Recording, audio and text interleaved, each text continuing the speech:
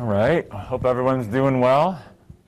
So listen, I just wanted to give a heads up here that our second midterm, I'm going to push back 1 week so that we're kind of where I want us to be for that midterm to make sense. So it was actually scheduled for a week from today, but I'm going to push that back so it's 2 weeks from today. And I will, I'll send out an email for folks that aren't here just to let them know, but just FYI, that's going to be changing.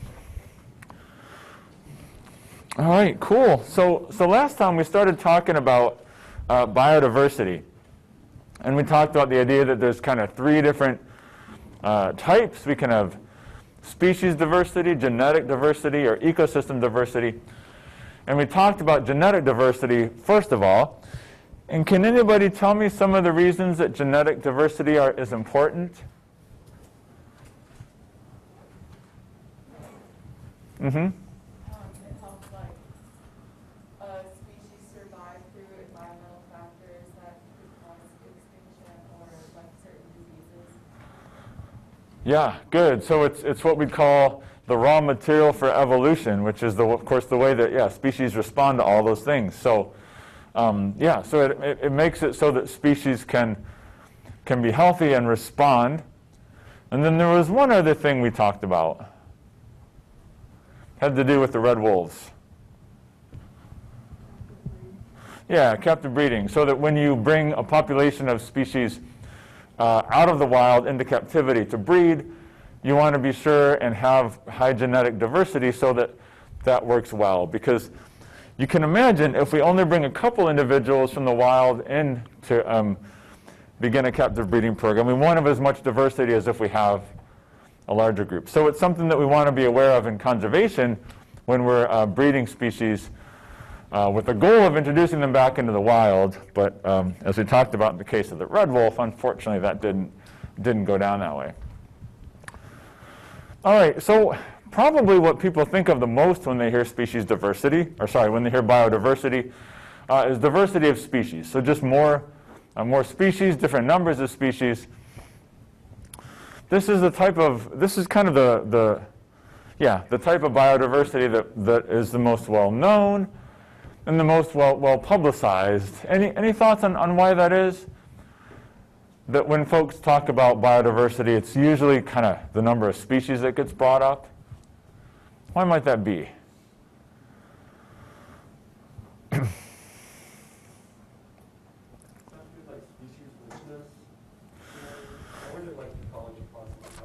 Yeah, so species richness is another way of saying species diversity generally. If you take a upper level ecology course or just an intro ecology course, you'll learn about that. It can be a little nuanced, but I mean, the way that I kind of like to break it down is, this is the easiest way to present biodiversity to the public, right? Genetic diversity is not necessarily something that everyone in the public can wrap their head around.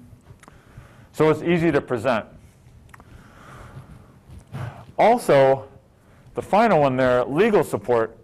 When we talk about preserving species diversity and managing species diversity, really one of the only legal tools that we have is the Endangered Species Act. And so that's, with a couple exceptions, that doesn't work really well to preserve genetic diversity per se. It's written to preserve species. So when we want to think about conservation of species with the Endangered Species Act, we need to think on a species-by-species basis.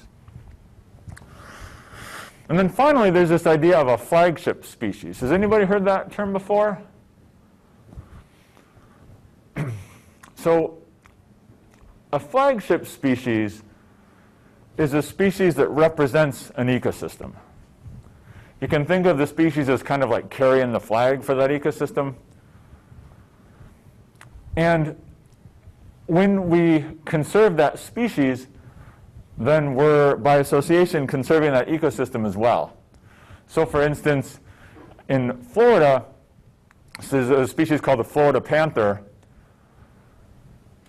and its habitat is a network of wetlands and grasslands and forests, and lots of species here rely on this habitat. but they're not all as cute as the Florida panther. So you can go online, and I kid you not, you can buy like a plush toy, like stuffed, it's not a real Florida panther. You can get like a stuffed plush, like Florida panther. You can buy one, and then the money you spend on it goes to help conserve the habitat. And so it's kind of like a face for the ecosystem, you know? So if you pick a species to conserve that the public can get interested in, then it can help with conservation. Because, you know, maybe there's fish and insects that live in this wetland over here, but I don't know. I love fish and insects, but not everyone else does. So to get people on board, you say, hey, we preserve this area to preserve the Florida panther. And by doing that, we're conserving the habitat for all the other species too. So it's just a way to kind of have one species that represents the ecosystem. And so instead of talking about all the different species and all the different genetic diversity, we just say, save the Florida panther. Does that make sense? All right. So let's talk a little bit more about species diversity. Anybody know how many species have been described on the planet? This is where we should play like The Price is Right.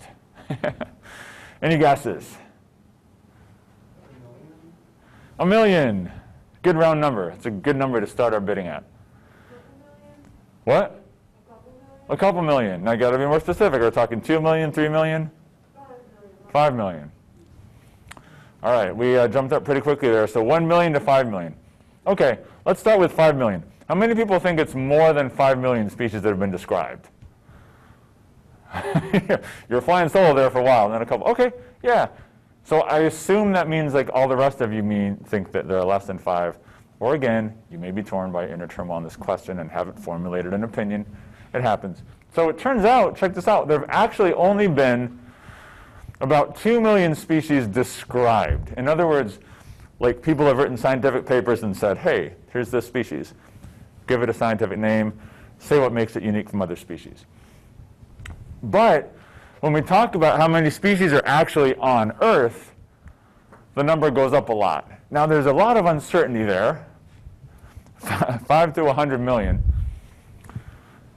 because we just don't know. We just really don't know. Folks that study the Amazon rainforest, for instance, new species are being described every day. And so it's really hard to say how many there are out there, but there are a lot more than 1.7 to 2 million. So, I don't know, somewhere between, we'll say a maximum of 100 million. That's a really round number, isn't it? So what are most of the species that we've described on Earth so far? Any thoughts? If you said insects, you're correct. Yes. Here's a little cartoon. So this is all of the species that have ever been described. And the blue part here are animals. So about 3/4 of all the species that have been described are animals. Now, do you think really, in reality, 3/4 of all the species on the planet are animals? Or maybe we just like to study animals. Hard to say. Because, I don't know if you can read this, but fungi, bacteria, I mean, who knows how many species of those there are, right? We haven't really studied them. So about 3/4 of all the species on Earth are animals. Out of those animals, about 3/4 of them are insects. So when you put it together, about half of all the species that have ever been described are insects. So they kind of have an attitude about this, like, yeah, they dominate. The stag beetle. In fact, about 1/4 of all the species on the planet are beetles. Which so there was a British scientist, his name was J.B.S. Haldane. And he was at one of these like luncheons in London back around the turn of the 19th century. And the Queen asked Professor Haldane, said, Professor Haldane, what can we learn about God from studying God's creation? And Haldane famously replied, God has an inordinate fondness for beetles. 1/4 of all the species on the planet are beetles. All right, so insects more than any other species, and beetles, lots of them. They're everywhere. All right, so we might ask the question, why preserve biodiversity, right? Like you might just think in your head, oh, was there a question? Sorry. Like when you have the total number of species described, does that count like dinosaurs and stuff, or does it count just present day? That's a super good question. So this is just in the present day, and that's a really good question. I don't know. Someone with access to the internet want to look up how many species of dinosaurs have been described? That's actually a good question. And, you know, there's often controversy, like, is this species really different from that one? So I'm sure there's some uncertainty, but it might be interesting to... 700, okay. Yeah, so y'all probably can't see this, but so for instance, we have like 4,500 species of mammals. Well, okay, let's look at reptiles, which dinosaurs were. About 7,000 species of reptiles that have been described, 700 species of dinosaurs, so I guess, you know, so a tenth, right? I guess a tenth the number of dinosaurs as extant reptiles. So even if we included dinosaurs in here, there'd be a relatively small part, but this is just stuff that's alive today. So yeah, interesting question though. So I don't know, like, your book devotes a whole chapter to conserving biodiversity. Like, why is biodiversity something that we should conserve? Like why do we want to have like plants and insects and mammals and birds around? Why are they important? What do y'all think? Was that a hand up, Raven? Or no? Sorry, it's like an auction. If you raise your hand a bit, go. Any thoughts? Mm-hmm.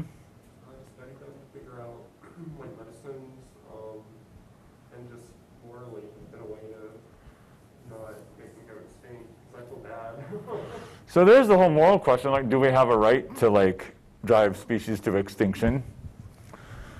You mentioned, like, to study them, they might have medicines and other uses that we haven't even got at yet. So you can kind of break this down a few different ways, and I'll go through each of these, but we can ask the question, you know, why preserve biodiversity, and then approach it from a few different ways. So we can approach it from an economic perspective, and you know, questions about like valuing nature come into here, of course. From an ecological perspective, and ask, like, you know, how do our ecosystems work differently when we lose species? And as I said, I'll go through each of these separately, so you don't have to write this all down now, but we can look at it ethically as well, like the question again of like, is it right for us to drive species to extinction? And then, you know, and then depending on kind of your own personal philosophy, like, we just might feel good when we're out in the forest and be like, you know, I feel like an aesthetic or kind of spiritual connection there, like, you know, I want that to be there, right? All right, so let's look at an economic perspective at first. So when we were discussing environmental economics back at the beginning of class, we talked a little bit about valuing nature and how you do that. And it's challenging, right? But if we ask, like, what's the economic value of an intact ecosystem? This is a really interesting study, and you don't even try to write all this down. I'll just kind of sum it up for you. What the authors did on this study was they looked at different biomes. And so biomes are just large regions of the planet that have similar climate and similar species that live in them. So they looked at different biomes. They looked at the open ocean, the continental shelf, estuaries, forests, all these different biomes, grasslands. And then they figured out what ecosystem service each of these provided. What was the main ecosystem service? The main thing they did to provide ecosystem characteristics that our society needs. And so, for instance, nutrient cycling is really important, right? Taking waste of one process and cycling it back into the resources for another. But there's others here too, so like water supply, water regulation. All right, then they asked the question, how much would it cost us to do this? if those ecosystems weren't doing it for us, if that makes sense. Once they figured that out, then they said, okay, per hectare, it's just a unit of area, per hectare, how much would it cost us to replace these ecosystems? Then they multiplied the cost per hectare by the total amount of area of that type of biome to get an overall estimate of the value of that ecosystem. And so those of y'all that can see these numbers, what are some of the biomes with the highest value per hectare in this column here?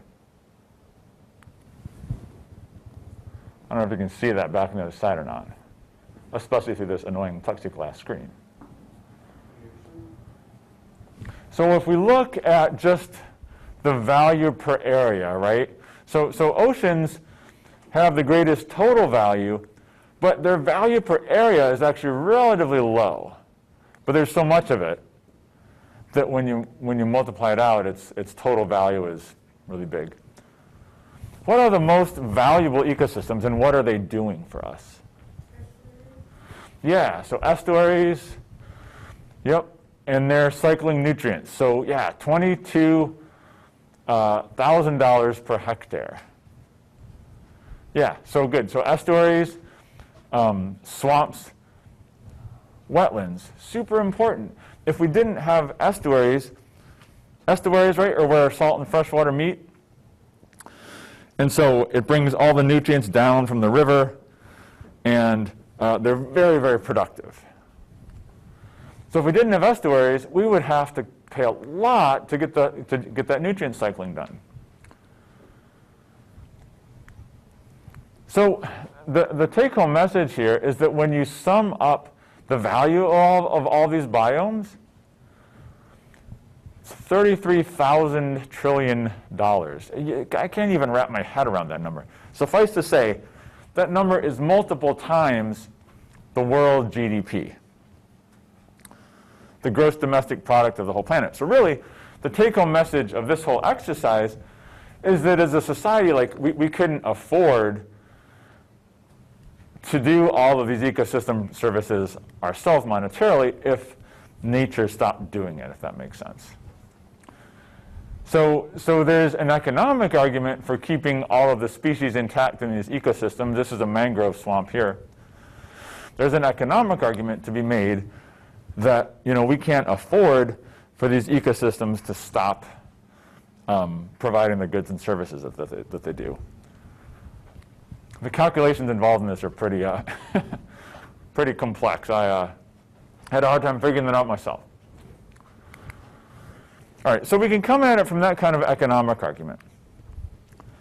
Now we can look at it ecologically, and we can say, how different do our ecosystems work when we have lots of species there?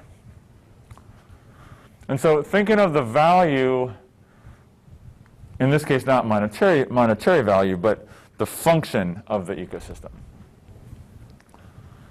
So again, there's kind of a take-home message at the end of this, so you don't need to get down all these details. But so these researchers were studying grasslands out in Minnesota.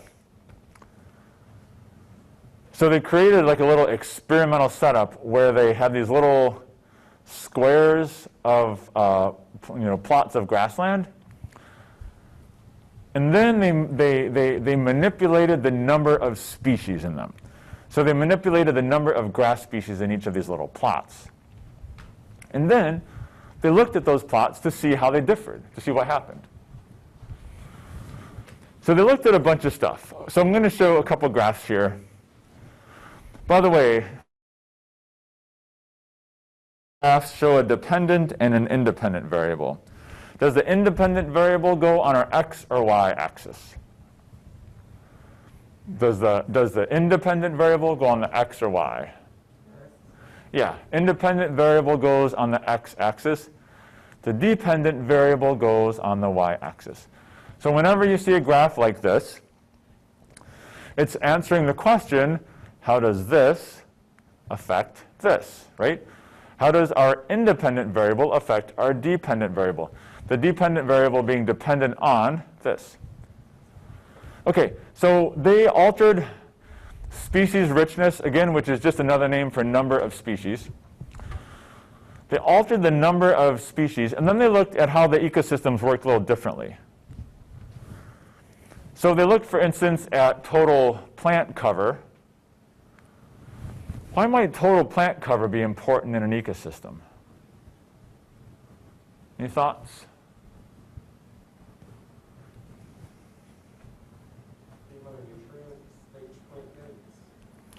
So it'd be taking up nutrients, What's a negative effect of agriculture that we talked about when we take lots of plants off the landscape? Yeah, erosion, right, is a big one. So the more plant coverage we have, the less erosion. So it's good to have more plants on the landscape, right? It'll keep our soil where we want it to be, keep it from getting into the streams and messing them up. Okay. So if your neighbor is close by, I don't know, you don't have to move around, but just what do you think about the relationship between plant species richness and total plant cover? And then, okay, and then this one too, nitrate in the rooting zone. Plants would take in nitrate out of the soil, right? So when there's more nitrate left, that means the plants aren't taking up as much nitrate. So just chat with someone near you for just a minute or so. And let's just focus on this one. How would you describe this relationship? How would you describe the relationship between plant species richness and total plant cover? I don't know. Just take like a minute or so. I don't know. If this is like a question on an exam or something, like how would you describe the relationship between plant species richness and plant cover? Okay, so take like a minute. I know, you're going to have to like yell or something to... So what do you think? I don't know. What's going on? Or you can just talk to yourself. That's also an option.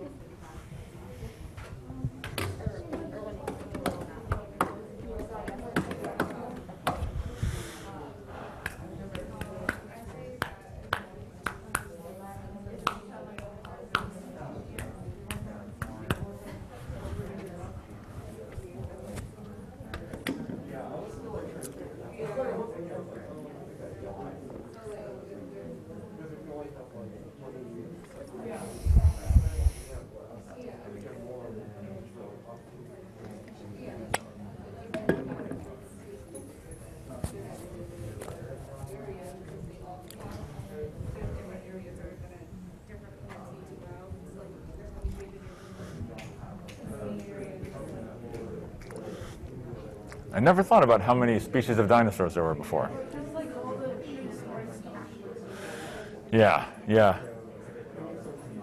And it's interesting to think that there's that many more like modern reptiles than there are dinosaurs, at least described ones, because of course fossil record's incomplete, right? Oh, all right, so somebody tell me one thing about the relationship between plant species richness and total plant cover. We said that because like in an area there's going to be like shaded or more nutrient-rich areas, the more species there are, then the more that those species can take advantage of whatever nature provides. Okay, so yeah, so you guys were even going a couple of steps beyond what I was asking. So I guess the first thing we want to ask ourselves, and y'all were like hypothesizing about why, which is awesome. The first thing we want to ask ourselves is there a positive or negative relationship? And how many of y'all think there's a positive relationship here? Brilliant, positive, and talk about some reasons why. So the first thing we want to ask ourselves, this is kind of basic reading graphs. The first thing we want to ask ourselves is there a positive or negative relationship? Okay, so positive relationship. Now, is this a linear or nonlinear relationship? Nonlinear, right? So linear means a straight line, right? A constant slope over the whole length of that relationship. But here that's clearly not the case, right? Because here it's really steep. It's almost vertical. Whereas up here, It's a lot more horizontal, right? Like if we were to plot the line between this dot and this dot, it's not that steep.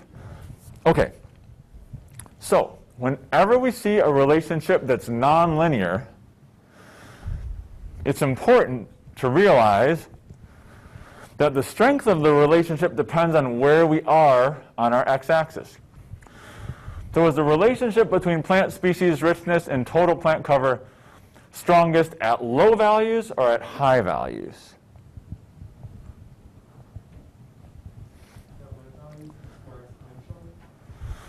Yeah, so it's stronger at low values because it's so steep. There's such a steep slope here. So what that's telling us is that when we move from no species to 5 to 10, we've got a real sharp increase in our total plant cover. But then when we go from like 15 to 25, you know, it's still positive, but it's not as strong. So if I'm trying to minimize erosion, right, and I want to maximize the amount of plant cover, if we move from 25 to 20 species, you know, it's not that much of a difference, really. But if we go from 10 to 5 species, there's a real big difference. So whenever you look at a graph, first ask yourself, is there a relationship at all? If there is it positive or negative? And then finally, is it linear or nonlinear? Because if it's nonlinear, then it's a little kind of complex something going on. All right? Anything else y'all talked about on that graph that you want to share? So we had some possible reasons that they talked about why that might be. Anything else that y'all talked about that you want to bring into the conversation?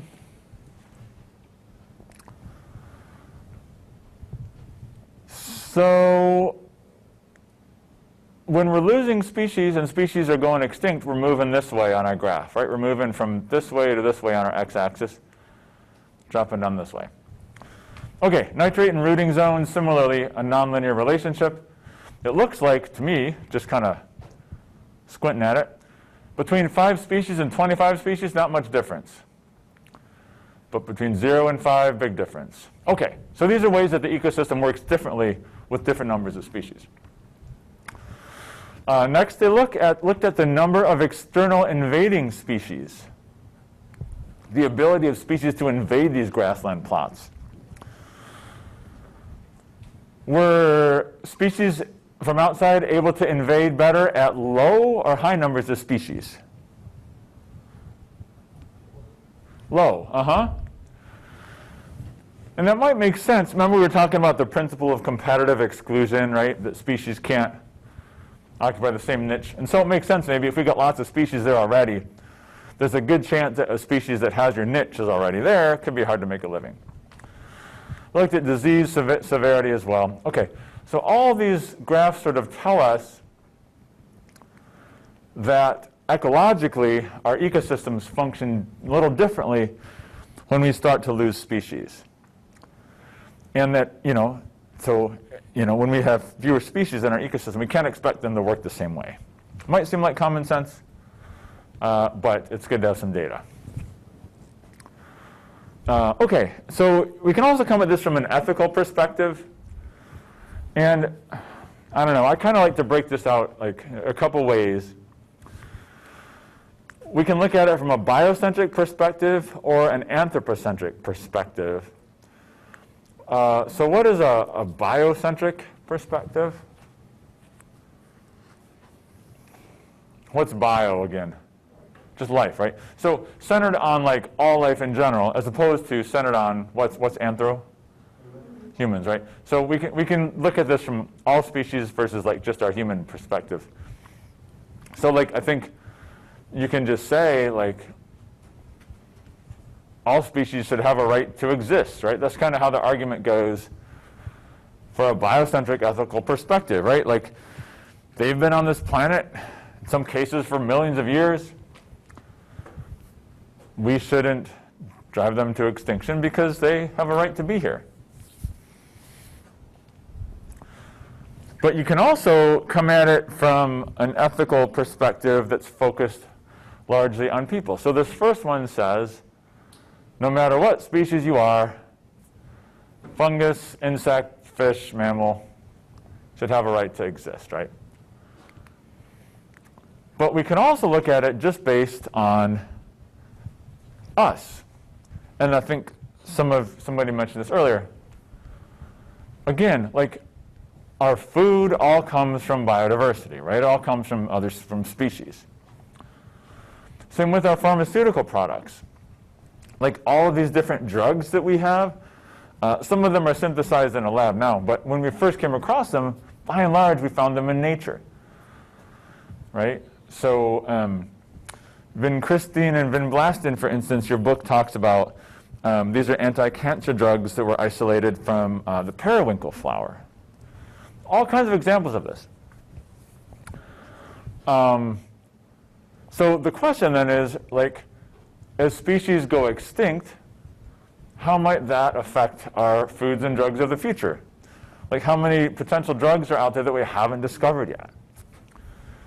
I remember when I was in Nepal, and I think my parents were actually visiting, and so we went to the national park that was close by, and they had this kind of cool deal where you could have, you could take a tour of the national park on the back of an elephant. So we were kind of sitting on this like stage kind of thing on the back of the elephant. I don't know what the elephant thought about all this. But there were these like low-hanging branches, and so myself being kind of tall, I kept getting like hit by these branches and stuff. Kind of thing we were sitting in. And I remember, I hope you don't think this is weird, I'd pick up those leaves and kind of do this and like smell them. And like they all have like these different aromas and these different smells. And I'm thinking in my brain, like who even knows like what chemicals are in these leaves, right? I mean, so just thinking of like all around the world, all the chemicals that are synthesized in nature and like how they might potentially be useful, right? So as we start to lose species, you know, is that going to affect drugs of the future or even food of the future, right? And so another example of a drug that comes from nature is Taxol, which is a drug that's used in chemotherapy, and it's isolated from the bark of the Pacific yew tree. So we have all sorts of examples of chemicals found in nature that are useful to us.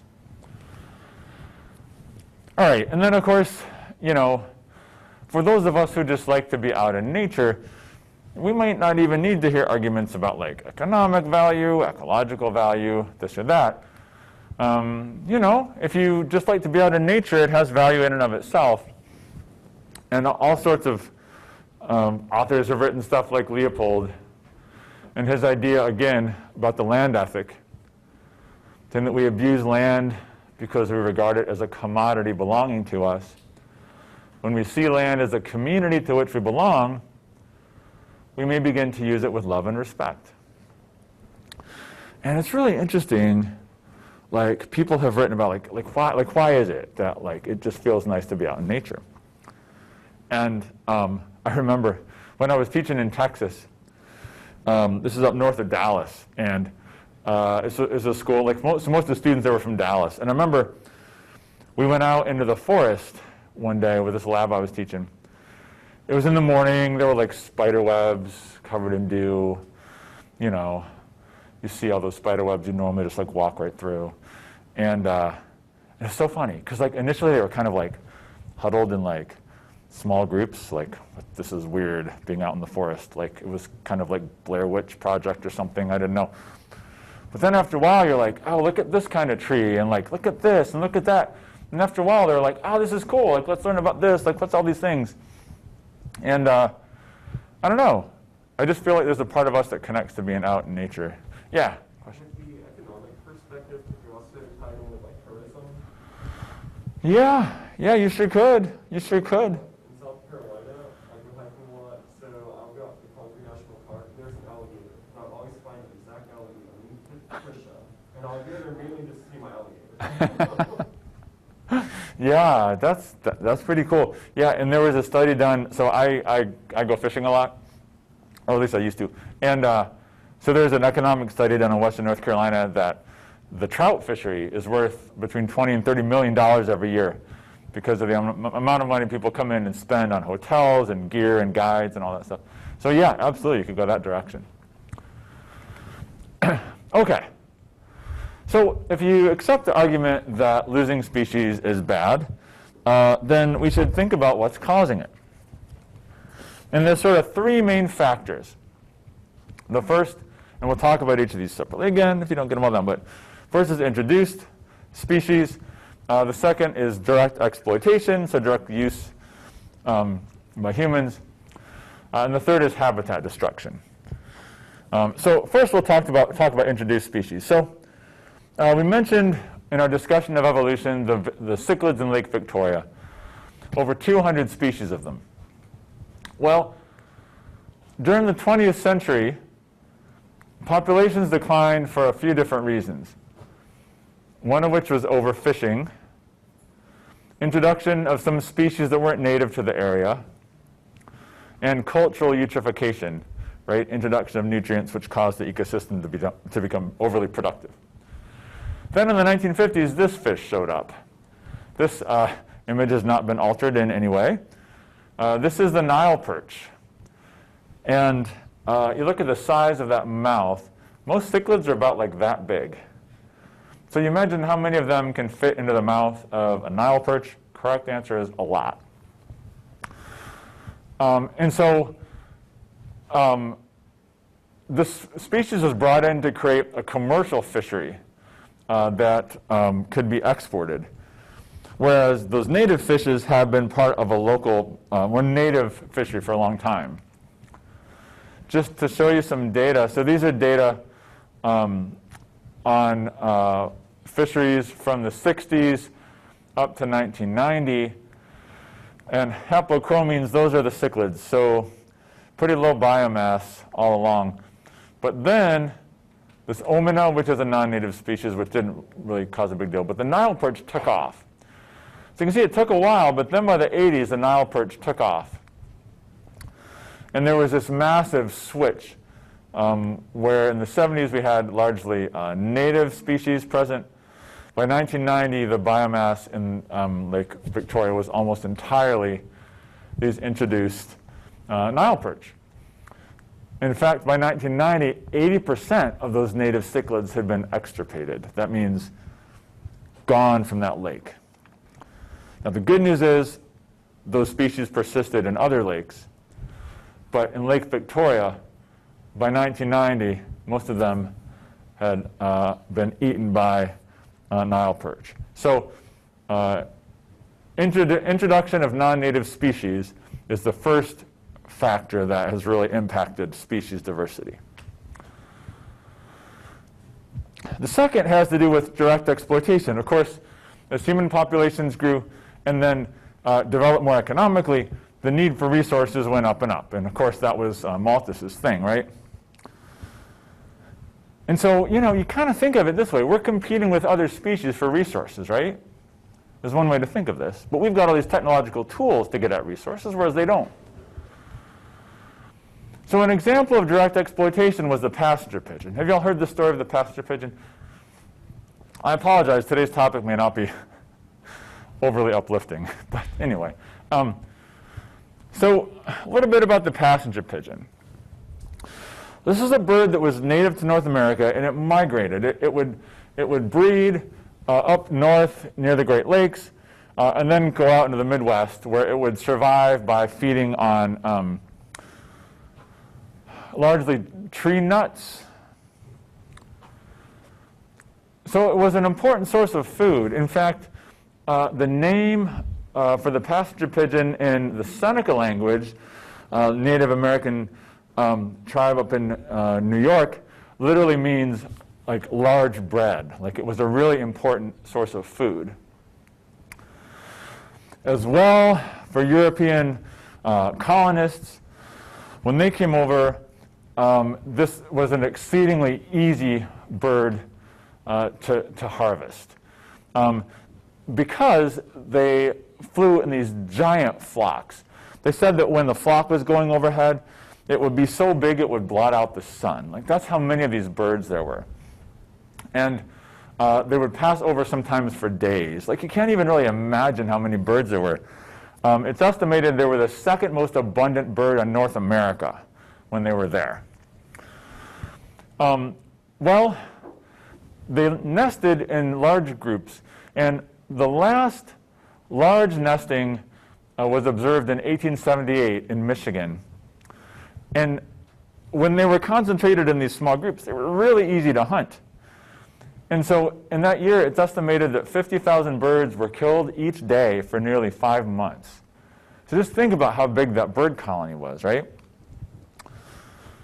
Really, there were kind of 3 technological advances which kind of doomed the passenger pigeon. The first was the telegraph, which came along in, 1840-something? And that allowed people to communicate with each other over long distances where the passenger pigeons were, and that made it easier to hunt them because people knew where they were and where they were going.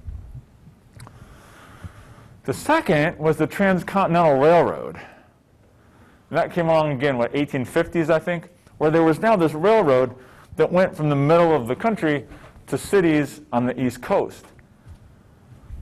And so that meant that as many pigeons as you could shoot, you just put them on the train for Chicago and places like that where they were sold.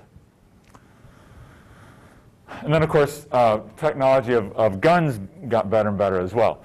But these would be so dense that Native Americans, what they would do to hunt them is they would throw a club up in the air when they were migrating, and then that would cause all the birds to scatter, and then you could literally like club them out of the air. There were so many of them. They were just incredibly dense.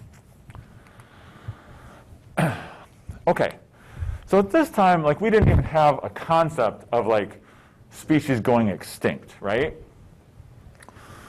So in particular, after this event in Michigan, when so many were killed for so long, several folks said, sorry, this should say conservation. I wrote conversation. Sorry about that. Conversation is also good, but mostly here we were interested in conservation. So initially, folks said we need to preserve the species. People were like, what? They're so abundant. This is not going to, this isn't a problem at all. And so people actually protest for these birds. They're like, they're going extinct. We've killed so many of them.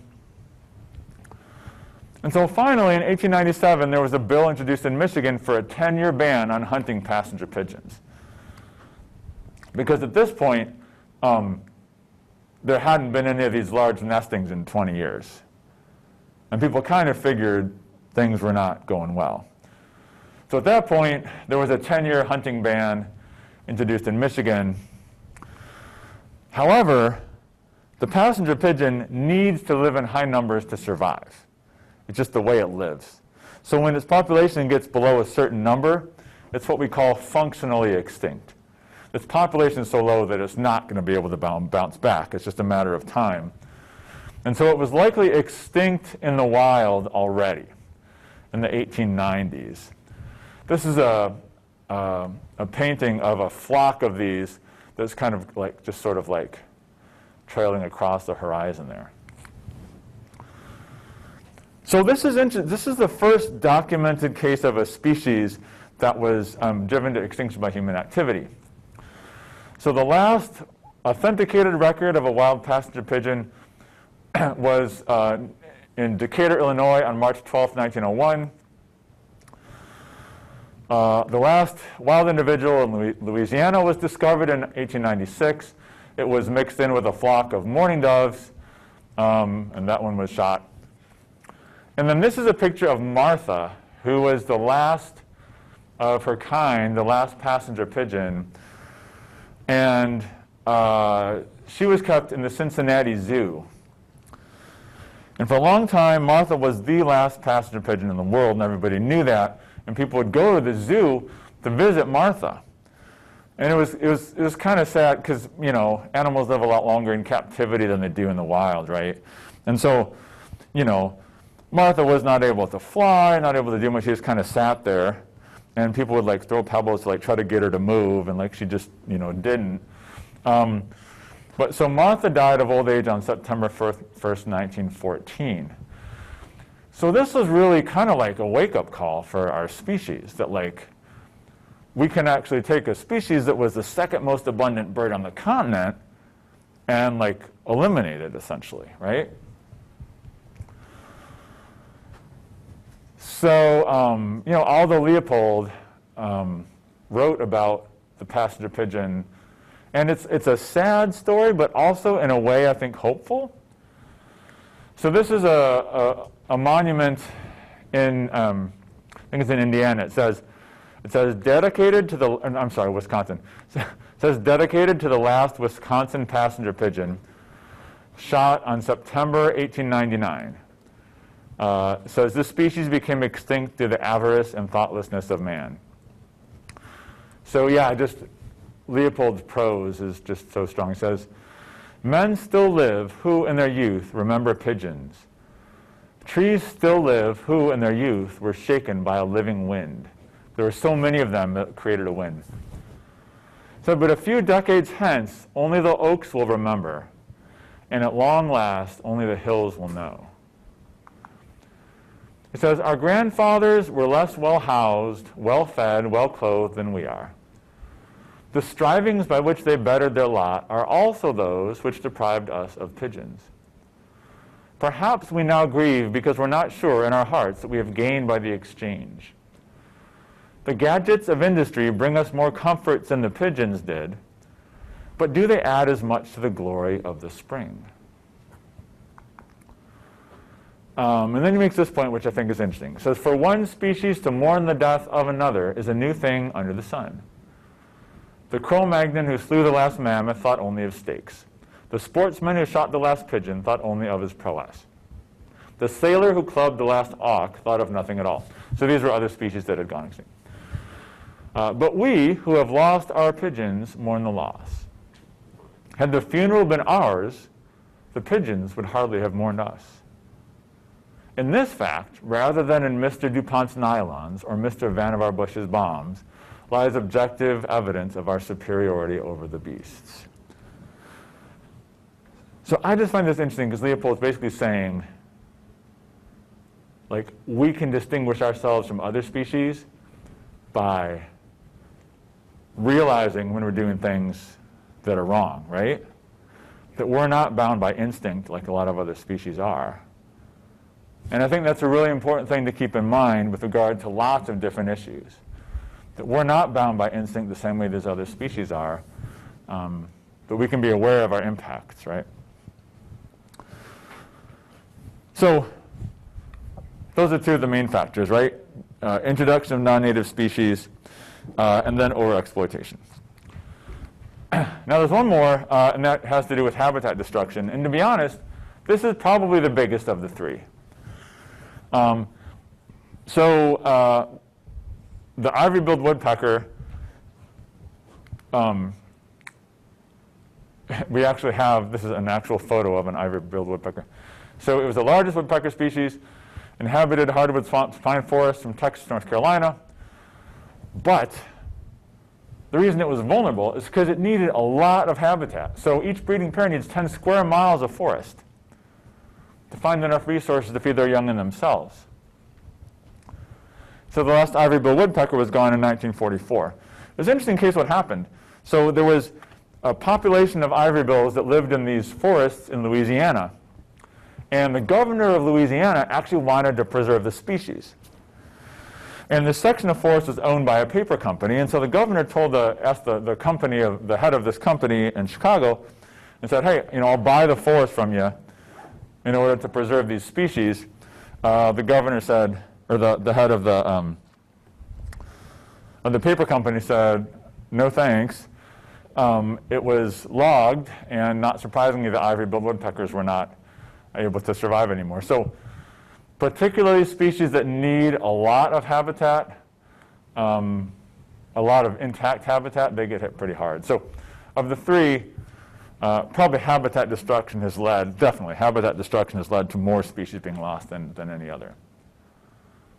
And I won't ask you these details about the ivory-billed or, long detailed questions about the passenger pigeon, just know kind of why they went extinct, like what it was that led to that. All right. So, talked about biodiversity, why preserve biodiversity, reasons for extinction. I just want to talk just a little bit about causes for extinction, like more broadly. Because when we back up and we think about it, we're talking about the dinosaurs, right? 99% of the species that have ever been around have gone extinct, right? It's the destiny of species to arise and to go extinct. This is what's known as a background rate of extinction. So when we look through the fossil record, there's sort of this relatively consistent rate of species loss through the years. This can be due to all kinds of different reasons, but even in the absence of any big catastrophic event, most species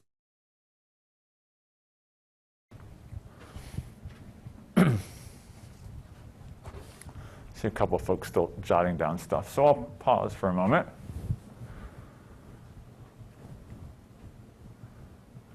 So the question might arise, like, should we be concerned about what's going on now or not, right? When we see species like the pasture pigeon go extinct, some of these African cichlid species, the ivory-billed woodpecker, right?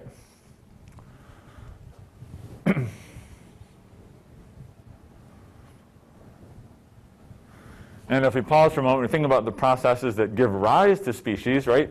Sympatric, allopatric speciation. That doesn't happen over the course of 100 years like the extirpation of the pasture pigeon did.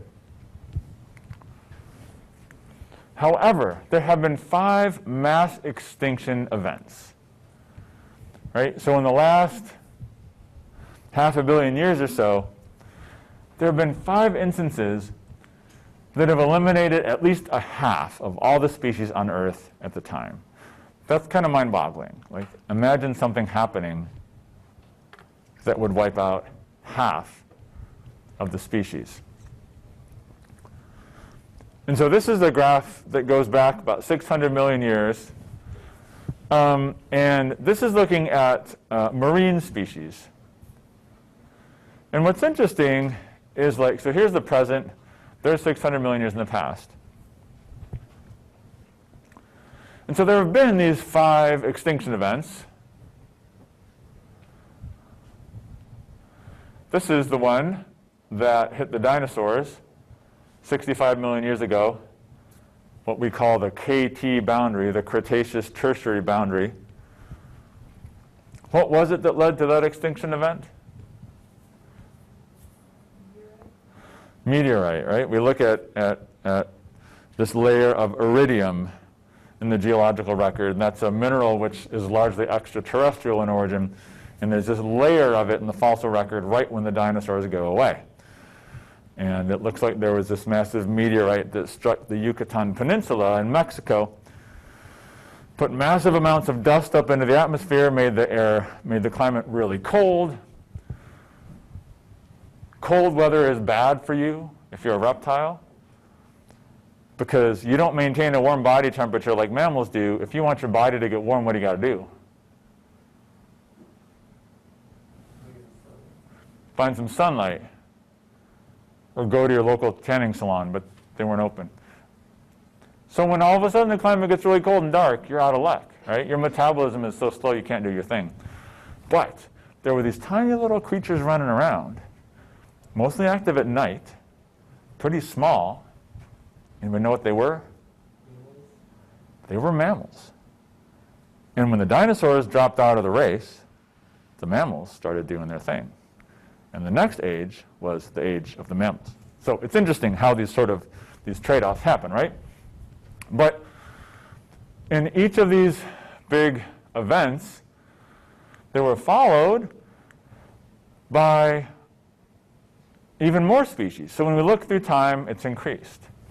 Okay, so there have been like these 5 mass extinction events. So, sorry. So the question is, like, should we be concerned with extinction rates today? This is a paper that looked at extinctions of several different species: mammals, birds, vertebrates as a whole, which of course are well, yeah, sorry. Mammals and birds, vertebrates, and then they threw, it's weird the way they labeled it. And they threw in other stuff like reptiles and fish here. So this dotted line is the historical background rate of extinction. We would expect some species to go extinct from 1500 to the present, right? We would not expect for there to be no species that were lost. However, we look particularly at increases in mammal extinctions, bird extinction, vertebrates. This has been increasing to a great extent, especially since the 1800s. What happened in the 1800s on to the present? The Industrial Revolution, right? Our ability to get at more and more and more resources, right? So certainly the extinction rate has been accelerating lately above the background rate. So the question is, are we entering another mass extinction event? Well, all evidence right now points to yes. Now again, I appreciate Leopold's comment that we're aware of this, right? We created the Endangered Species Act, all these different things to try and stop it, right? So we know about it, we're concerned about it, but it's happening. And even if you remember when I talked about at the end of the last ice age, when all those large mammals didn't make it through the ice age, a lot of them went extinct, like the saber-toothed tiger, the sloth, you guys saw the movie, all those things. Well, when we look at what happened when humans arrived in these habitats, we see species loss. So for instance, in North America, and it's tricky. Have you guys ever heard that correlation doesn't equal causation? Like, just because two events happen together doesn't mean it's cause and effect necessarily, right? So arrival of humans in North America coincided with the ice age, because all that water being locked up in the glaciers meant less water in the ocean, which meant that we had land between Siberia and Alaska, which meant that people migrated down into here. Now, people had come previously. They'd come via boat, both up here and over here, but in much smaller numbers. When most people make it to North America, it was around this time, 10, 11,000 years ago. And so what happened? Well, there was disappearance of lots of these large mammals. And as I mentioned, the glaciers played a role in this, but on islands that didn't have people, we know that the mammoths, for instance, persisted a lot longer. So humans did play a role. Places like New Zealand, when humans got there 1,000 years ago, there were a lot of birds that went extinct. Flightless birds, they do not do well when people arrive where they live. That happened in New Zealand, Madagascar, South America. This pattern kind of repeats itself. So essentially, we need things like the Endangered Species Act because our competition for resources, and in fact our use of species as resources, has been increasing extinction rates in the last couple hundred years. But never fear, you happen to live in an area right now that is very high in biodiversity. These are a couple of research students of mine at the Little River out in Transylvania County with a salamander here. It's called the eastern hellbender. This is a species which is disappearing in its range out west in Arkansas and places like that in the Ozarks. It's disappearing back east in West Virginia and Pennsylvania, but it's doing really well in western North Carolina because they've got a lot of habitat that's still protected and some pretty pristine watersheds with lots of clean water. Not only do we like clean water to be around and hike around, all that kind of stuff, but other species do as well. So we have areas that are still intact ecologically. If we can keep them intact ecologically, we're going to be able to keep these species with us and learn to live with all of them instead of without all of them. Whew. All right, got through a lot today. Any questions? It's kind of a, not the most, optimistic topic today. But, man, I just think it's so interesting because we always think, like, how are humans different from other species? And I think Leopold's point is well taken, that, like, we're aware of our impacts. We've tried to monitor them and moderate them, and we haven't maybe done a great job yet. But I think you have to have the will to change something before you can change something. You need more than the will. You got to figure out how. But you got to have the will to start with. So there are definitely people that are working for conservation as well, and that may include some of you all in your career as well. Cool. All right. Well, in that case, we get to say have a good weekend on Wednesday.